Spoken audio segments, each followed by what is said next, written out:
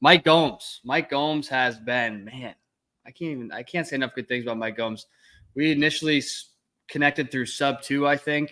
He was the first person that ever turned me on to even needing a sales process in wholesale. So absolutely changed our business from that front. Then he's just been a great friend and, what we call an accomplished peer, kind of a few steps ahead of me, crushing it, but not so far ahead that, can't relate with me. So he's been a great mentor in that sense, but I appreciate you, man. How you doing? Doing good, bro. Doing good, man. Yeah, you got me excited, man. You got me in here like dancing and stuff before the pod. You know what I'm saying? We got to count it down a little bit. I got to hype it up. That's like the legendary countdown. And every single time that thing goes, I gotta give it a little. They had it on Wholesale Hotline for the longest time. They did that every time. Because they use StreamYard too. But anyways, that's great. So yeah, bro. Thanks for having me here, dog. It's been a while. Has been a while. I had you on before, just on my YouTube before we talked about some sales stuff, but now I'm doing the Spotlight Series thing. So I was like, I haven't had anyone talk about sales. So I definitely got to have someone come in specifically talk about, direct to seller sales. So I'm going to get right into it here. What would you say is the biggest part of the sales process that people who struggle to close deals miss? The biggest part of the sales process that people miss.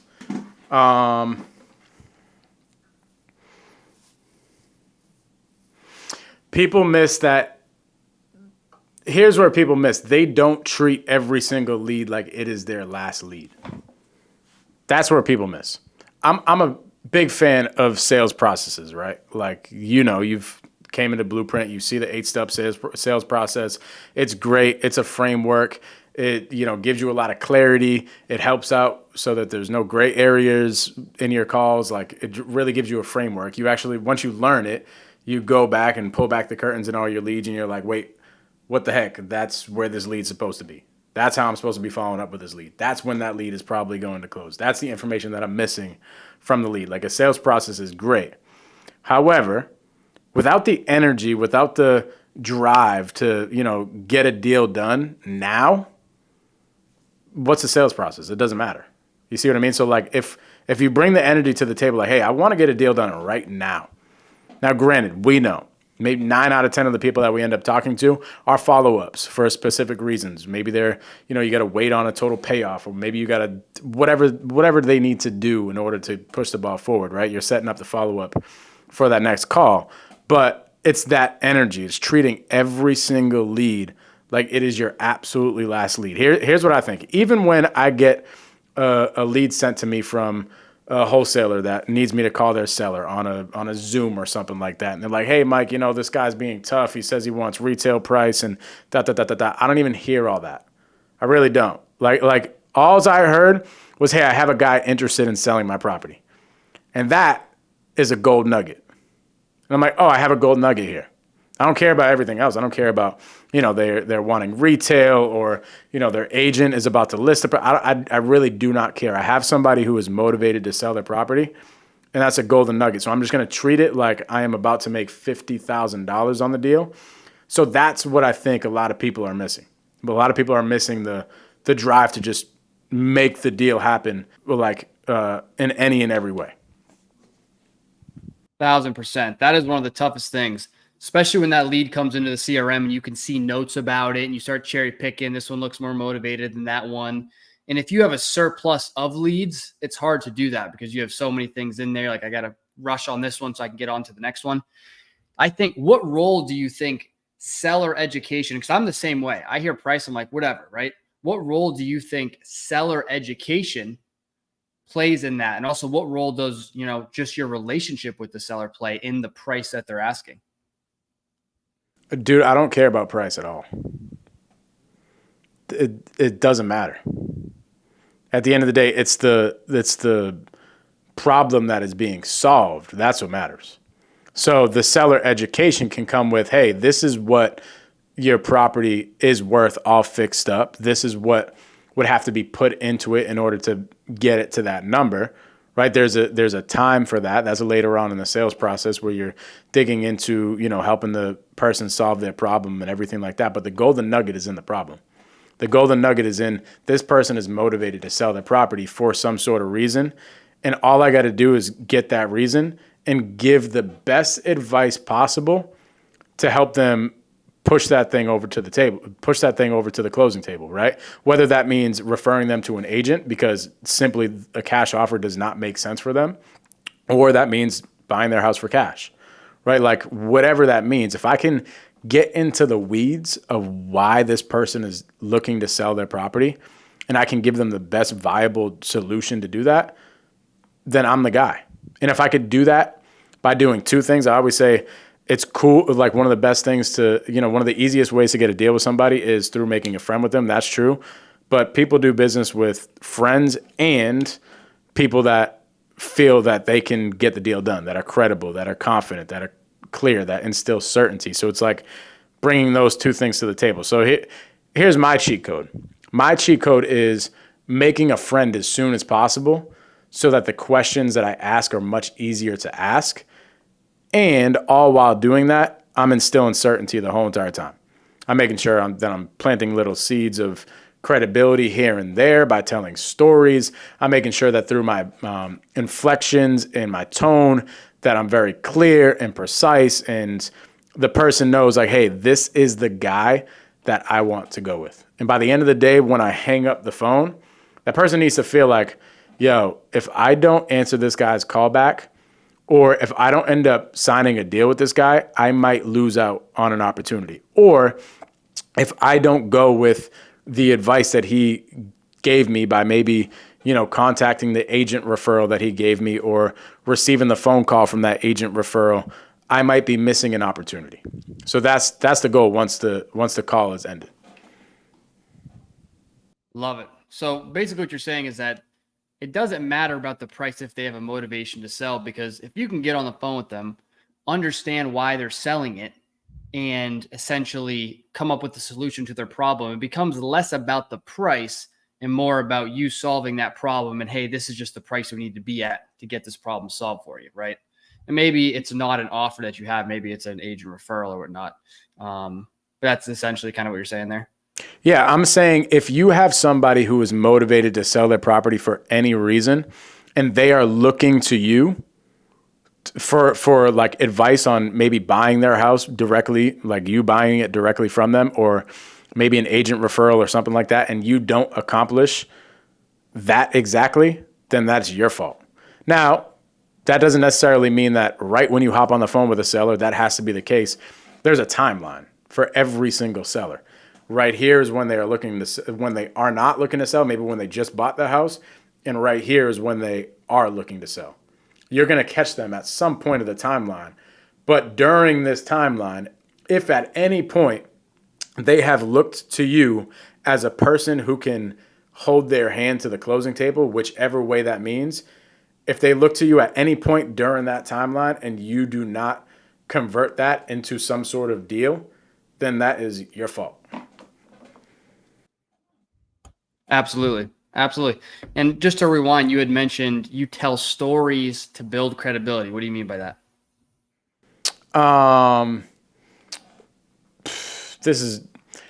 I do this already naturally, like when I'm just having a natural conversation anyway.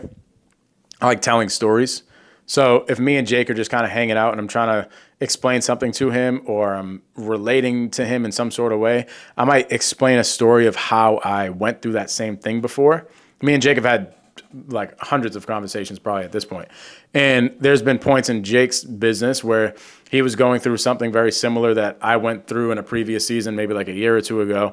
And I was explaining to him a story of how I got out of it and what happened and all that type of stuff. So Jake, as you might be looking to me for guidance, I tell you a legitimate story that legitimately happened. You can like picture it in your brain. Like think about this. When I'm telling you the story, you're literally envisioning this happening to me. Let's think of an example. I've told you before, right? There was a season that you were going through where you're like, hey, my business has been doing really well. I'm looking to figure out where I want to deploy the capital in my business. And I explained to you the seasons that I've been in where I've been in the same boat as you, and I actually made the wrong decisions, right? And I put the money and time into a place where I shouldn't have, which didn't result into good results. And when I told you that story, you were thinking about it. You probably thought in your brain, you saw me going through that season, and you were like, wow, that makes so much sense. And I can imagine that, and I don't know, we actually haven't had a follow-up conversation about this, but I can imagine just hearing that story resonated to a point and might have influenced you to make a decision. So it's the same thing while we're on the phone with a seller. It's like, hey, I just went through that. And the thing is, like, you have to do this in a way that's authentic to you.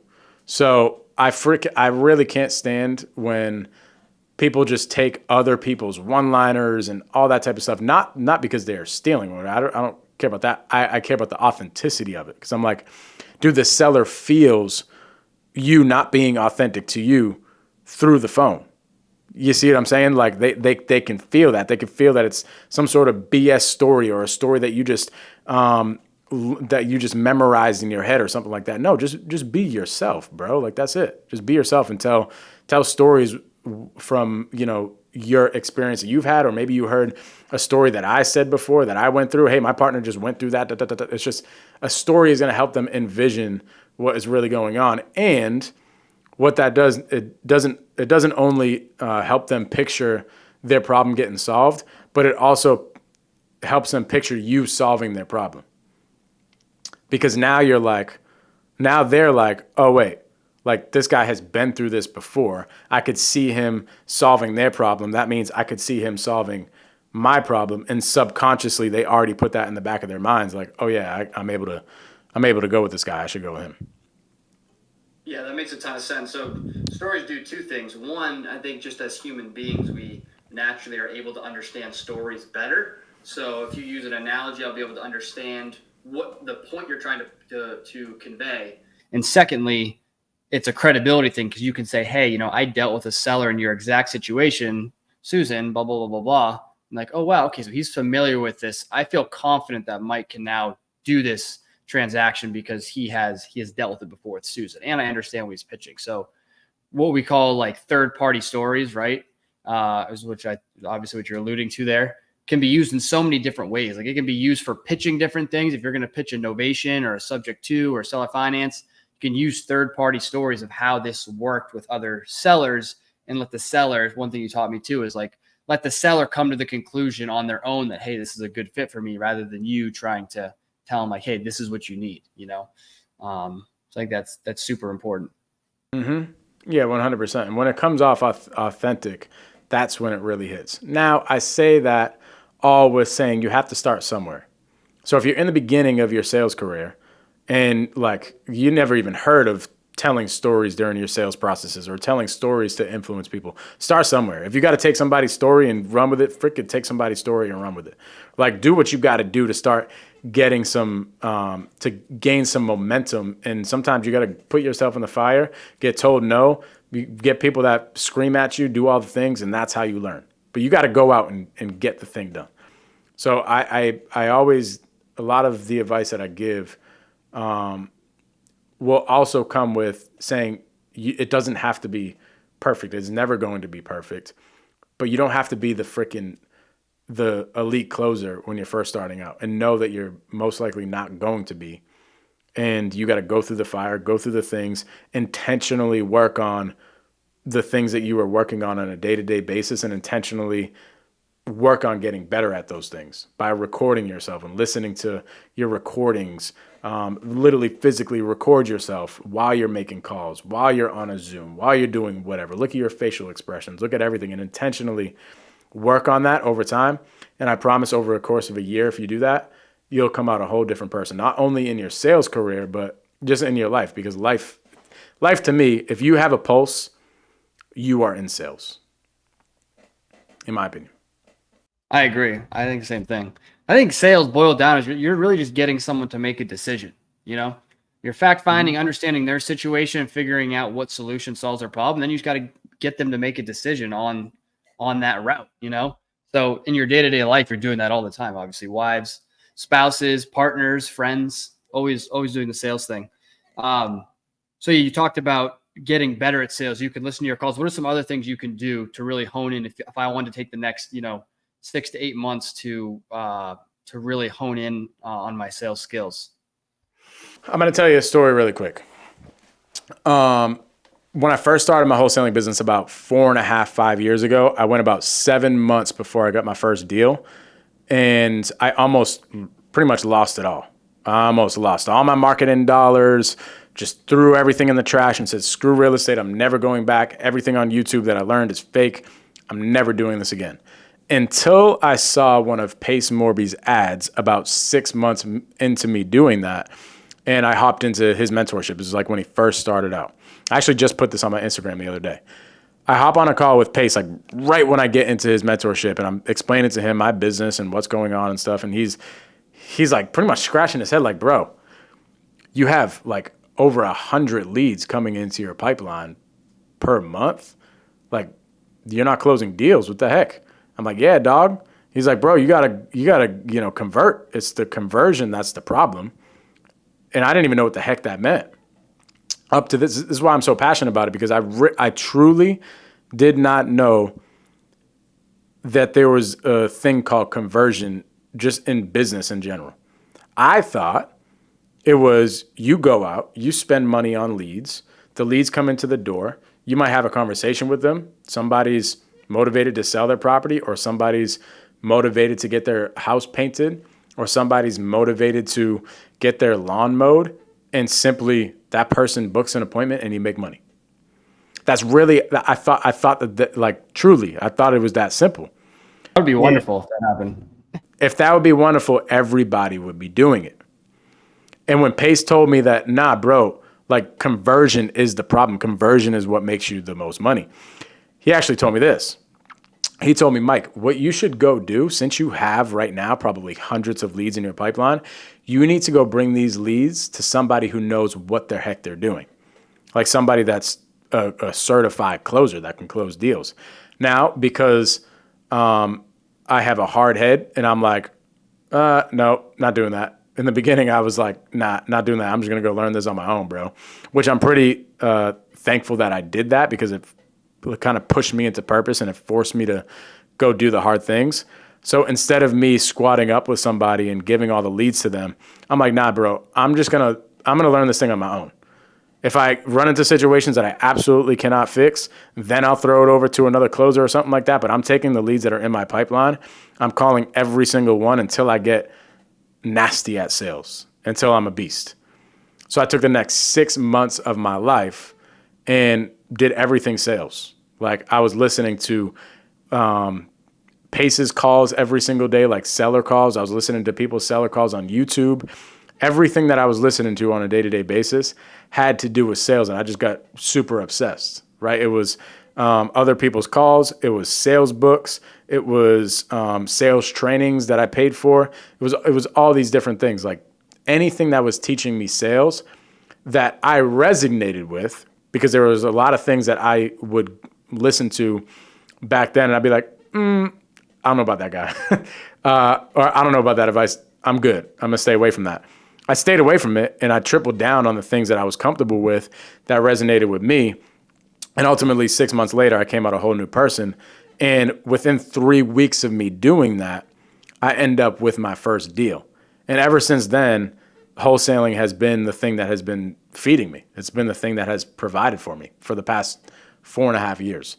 So that's why I'm so passionate of, letting people know, dude, there's gold in understanding conversion. And all conversion is, bro, is just learning how to effectively communicate with somebody. That's all that was. Like in my pipeline, there was thousands of dollars, but I just needed to learn how to communicate so I can grab those thousands of dollars out of my CRM. You see what I mean? But to answer your question, in order for people to get better, bro, it's just getting absolutely obsessed with it. And that's not easy to teach. That's not actually, I don't even think that that's something that you teach. But people have to have the revelation, and people have to realize that so that they can go get obsessed with it. Because how are you obsessed with something? How are you so driven to get better at something if you don't even know that it's a thing? And I really do not think the majority of people that are wholesaling and marketing and generating leads, I really do not think they understand how much power they have access to if they just learned how to effectively communicate. Never worry about money again in your life. I mean, developing those sales skills, it's like, and I made a note about it, and I was like journaling the other day, but I was just like, I think financial freedom, or maybe I made a post about this. I don't know where I put it, but financial freedom in my mind is not any amount of money in the bank. It's not any amount of passive income. It's the confidence in your skill set that you could make money whenever you want, right? Say I need to go make money. I know with absolute certainty that if I was on the phones all day long for a week, I could lock up a deal, right? Just put property addresses and phone numbers in front of me and people who've raised their hand saying, I want to sell. And that's true financial freedom, because who cares if you have, $100,000 in the bank if you're so concerned you don't know if you'll ever be able to make it back, what happens if you lose it, all these things. But when you have confidence in your skill set, whether that's sales or any other income earning ability that you can go make money, that's what gives you the most confidence ever, not only to close the deal, but just in life and the comfort and all those things. So I think going out and developing that skill set, it takes a lot of courage. It takes courage, because really the only way to get better is to put in the reps. That's it. You just got to go talk to 1,000 sellers, and I guarantee on the 1,000th seller, you're going to be better than the first seller that you spoke with, right? So do the trainings, do the readings, do all those things, but you need to do those in conjunction with actually doing the reps. You know what I mean? And one thing I'll share real quick. Did you see my story the other day about the 3 different types of salespeople? I think you'll enjoy this. No, let's So hear I was listening to an Alex Hormozi podcast, and he basically said, I thought this was so good. But obviously you talk about the sales process, right? And that's really important, but it also comes down to the person, right? You got to have the hunger, and you got to want to be a salesperson. You got to want to learn and get better. So there's 3 types of salespeople. You have dogs, right? Dogs, you got to feed them or they're going to roll over and die, right? You got to pat their head, rub their belly, or they're just going to die, right? Then you have horses, right? And horses will be good as long as you're whipping them. As long as you're in there driving them, pushing them, they're galloping. But the second you get off their case, they go down to a trot, right? And then you have tigers. Tigers will have just eaten a full meal, and they'll see a bunny walk across their line of vision, and they'll kill it for sport. And the best salespeople kill for sport, meaning say your expectations are to get 1 contract a week, and you look up 2 contracts for the week, but you see a lead come across your plate, you're going to go close it for fun because you love sales and you're a killer salesperson, right? So I thought that was such a good analogy of the 3 types of salespeople. And you got to be that tiger, right? You got to want it. You got to, no matter how many deals you've closed or how much success you've had, you're just out there putting in the reps, wanting to get better. You're not worried about the quality of the lead, right? You're just like, hey, this is a chance for me to improve. Okay, it's a crappy lead, but I either improve or I close the deal and make money. So it's a win-win. But anyways, I thought that was just a phenomenal analogy. And I'm like, nah, dude, that is gold. And I think what's important for us to realize as leaders of sales floors and sales departments is we are the tigers. And when we're leading sales teams, we are most like the majority of the people that we are leading are the horses and the dogs. And they feed off of the tiger's energy. So like we got to bring the energy to the table on a daily basis. It just is what it is. When you leave, like imagine this, you leave for a 2-week vacation. I guarantee if you didn't hop in a meeting with your team at all, if you didn't have a conversation with none of your sales leaders or anything like that, I guarantee that the culture would be different from the day that you left to the day that you got back. It would. You would come back 2 weeks later and you'd be like, yo, what the heck is going on here?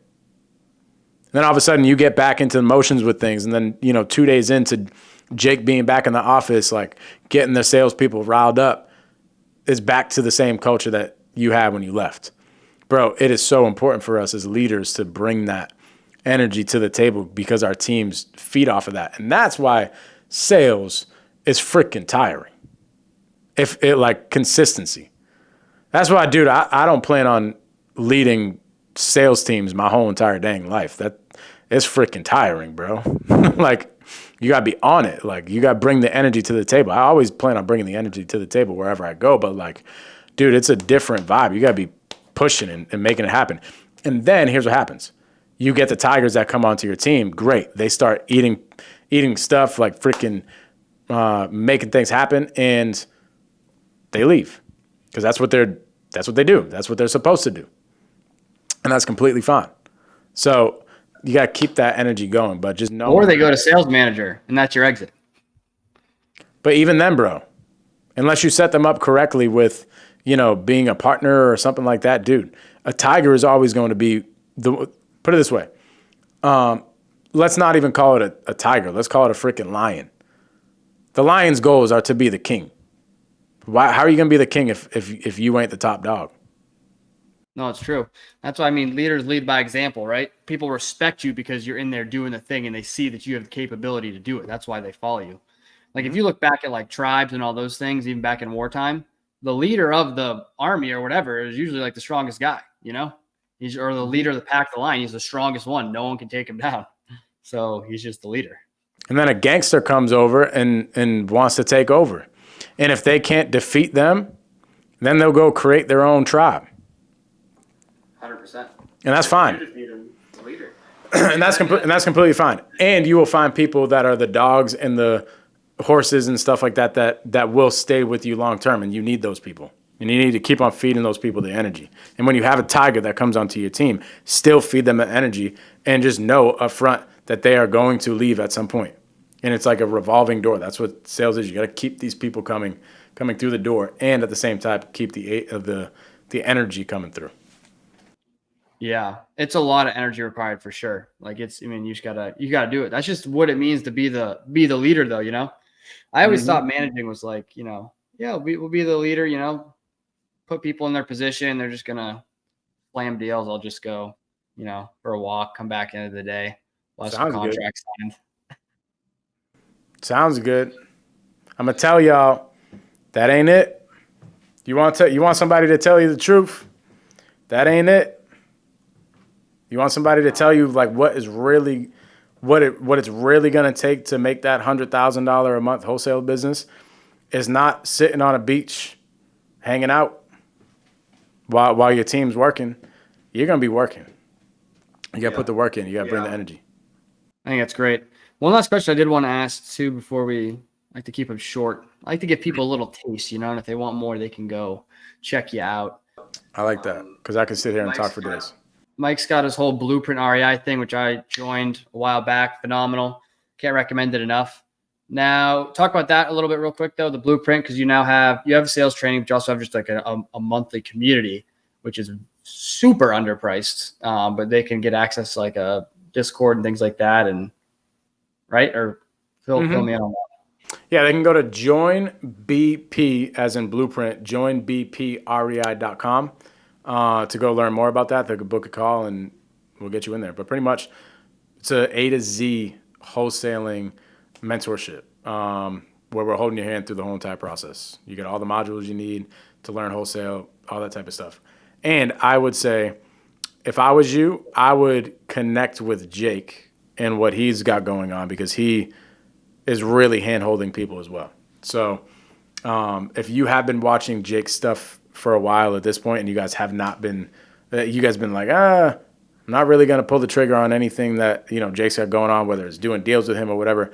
Trust Jake. He's been a leader of our community since pretty much day one, and he's going to take care of you. I appreciate that. Yeah, we're both out here to help people for sure. But at the end of the day, like you are not serious unless you got skin in the game. Unless you pay for mentorship, my opinion, you're not serious. You're not serious. You just want to do it on the side. You want it to be a hobby. You don't want it to be a professional, real thing. Because the true top dogs, they pay for mentorship because they understand the value of time and they want to shortcut their thing. And I don't even have anything to sell you, but I'm just saying that's just the facts of everything. Nice. Anyways, two things I wanted to touch on real quick.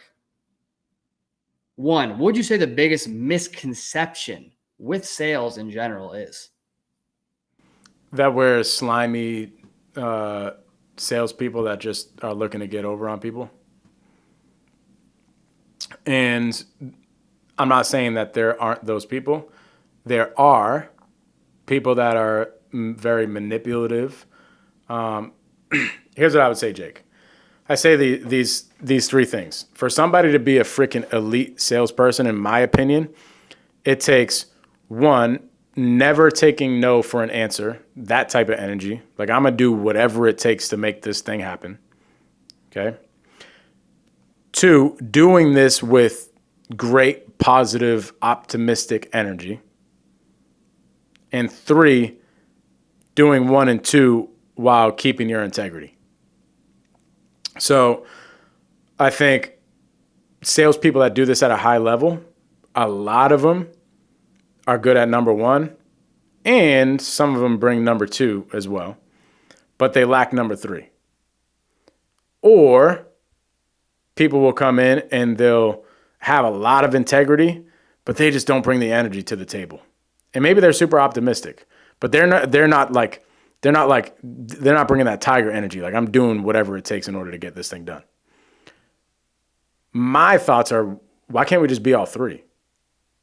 Why can't we bring all the energy to the table that is like, hey, I'm getting this deal done no matter what. I am your guy, all with the best energy as possible and keeping my integrity. Meaning, I'm not telling little white lies. I'm not manipulating people. I'm not taking advantage of somebody's situation that they're in because they're about to get foreclosed on. No, like, I'm going to do this business with integrity, and I'm going to make sure that we get a dang deal done, and I'm going to be optimistic and positive as hell while I do it. So I think the misconception is a lot of salespeople lack 1 or if not more than one of these 3. And then, especially the first thing that I said, like the slimy, grimy salespeople, it's not that they're really bad people, right? Like the people that are very fast talkers, like you go to a car lot, all of a sudden you walk off the car lot with a car that you really didn't want in the first place, but the guy really talked fast and he sweet talked you into getting in the car. Like, dude, that dude isn't a bad person. He's just doing his job. And you might have buyer's remorse after that and be like, dang, I didn't have the greatest experience after the fact. Like, I really feel like I shouldn't have bought that car. It's not that salesperson was a bad person. In my opinion, he just might not even understand that you can do this business while keeping your integrity, doing it with positive energy, and not taking no for an answer. So I think the misconception is people think that you have to, that you can't do all 3 at the same time, and I think that you can. Yeah.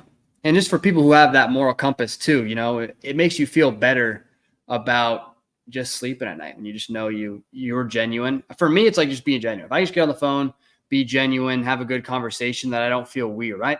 When I get too scripted or I get too this or that, it just feels disingenuous. But I think that's why it's important to have a sales structure, right? You have a sales script, but it's really just a structure. Like, hey, make sure you get this information, make sure you understand these things. You can go about it how you may, but that's phenomenal. Absolutely phenomenal. Where can people find more about you? What platforms are you most active on? You can hit me up in the DMs, bro. At the Mike Gomes on Instagram. That's the best way to reach out to me. I answer a lot via voice messages and stuff like that. So if you have any questions, feel free to reach out to me there. I always forget to do that. I should be doing that every time. Jake_Burhands as my name, but I just. Oh yeah, dog. Smart. Last question. What is the number one action item someone needs to take, if they've never had any sales experience or sales training and they're looking to get into wholesale real estate? So number one action step they need to take in order to get better at sales? They need to go find the people that are doing the thing. And that could mean one of 2 things or a combination of both. Either hire a mentor and get into that mentor's community where people are doing sales training live. They're doing role plays. They're doing live seller calls. They're doing all these things. There's a training there, all that stuff. That environment is going to get you going. And finding people that are actively doing the thing that you were doing that you can go hang out with. So for me in the beginning, I was doing the second thing that I just said. I was hanging out with people that were doing the business, but I was hanging out with like fix and flippers. People that weren't talking to sellers, people that weren't marketing, people that weren't doing the sales things.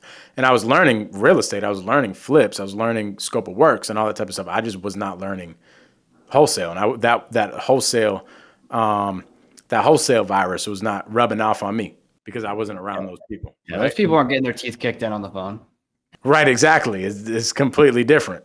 Actually, the opposite. They would be bashing wholesalers as I was sitting there at their properties, right? Like, so I would say like get in the right rooms, get with the people that are doing the right things. That back in the beginning of the podcast when I told the story about the 7 months of me doing no deals in the beginning, I was not hanging out with the right people at all. I wasn't surrounding myself with. I was pretty much just surrounding myself with those people that were fixing and flipping and nobody else. I wasn't surrounding myself with anybody that was generating leads and closing deals. So surround yourself with the people that are actually doing the thing, and get a mentor to pull back the curtains in your personal, like your personal business, so that there can be direct direction on where to go. 100%. 100%.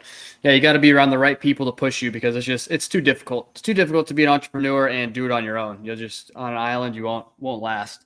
At least I would never have lasted. But anyways, Mike, I appreciate you. Until next time, I'm sure I'll have you back on at some time. Peace, guys. Peace out, gang.